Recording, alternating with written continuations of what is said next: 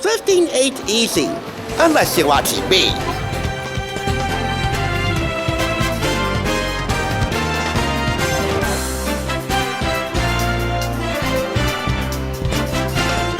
Welcome! You're watching the Thrift Store Rundown, where we bring Hollywood home on a budget. Normally when I do an America's Test Kitchen review, I like to go off the wall, an off the beaten path story that I connect to and that you might connect to that connects to this.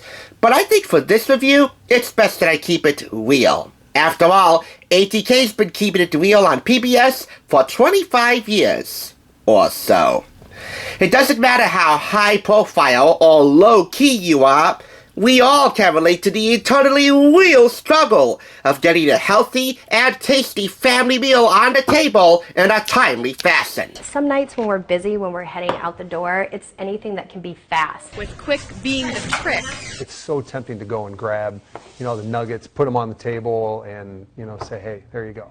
If that's not one of ATK's and our core commandments, you tell me what is. Thou shalt get back around the table. And you will, with America's Test Kitchen's Family Cooking. 43 of the most popular recipes from the best-selling cookbook, with 31 photographic recipe tutorials. Simply put, this is a significantly condensed version of the tremendous tome that was one of my earliest reviews. Link downstairs if you want to see it. This newsstand version was picked up for 25% off $2.99 from Value Village in Hawthorne and retailed for $12.95 here in the States and up north in Canada. We'll be highlighting 7 recipes with 6 photographic recipe tutorials. First up, the ultimate cheesy nachos. As per the usual MO, you get a Why This Recipe Works section which summarizes the exhaustive tasting and testing process for every recipe. We get ingredient recommendations in the tasting section like tortilla chips and John salsa. And we also get equipment recommendations too. For this recipe tutorial, we have here a few step-by-step photographs, 2 for degreasing the beef for nachos, and 4 for preparing avocados. Next up, a chef's salad. Now I should mention they also have an all-American potato salad and a chicken salad, but I wanted to be a little more lively in terms of my salad highlights. So we got a chef's salad. Basically, it's stuff you take out of the deli and whip up into a lively, vibrant, colorful, delicious chef's salad, which you can learn how to assemble by following these photographic step-by-step instructions, 6 in all. Next is an all-American beef chili. Hey, there's nothing wrong with the classics. In fact, it's one of our missing parameters to respect the classics, man. They have here a ingredient recommendation. It's a chili powder recommendation, Spice Islands. There's also a version for vegetarians out there, vegetarian beef chili. We also have here 6 step-by-step instructions, all key for making the all-American beef chili. And when I say they have equipment recommendations, look here. The all-clad 8-quart stock pot. Keep in mind that this is over a decade old, so some equipment recommendations and ingredient recommendations may not apply anymore. Some of them may not even exist in the marketplace. So, take some of them with a grain of salt. Moving on to macaroni and cheese. This is a baked version of the stovetop classic that is a no-fail way to get kids around the table. And these are 6 photographs to follow for baking the macaroni and cheese. Assembling it and baking it, topping it. There you go. Here we have pancakes. Pancakes, waffles, it doesn't really matter. You want to make a kid's day all week round? Pancakes is a good place to start.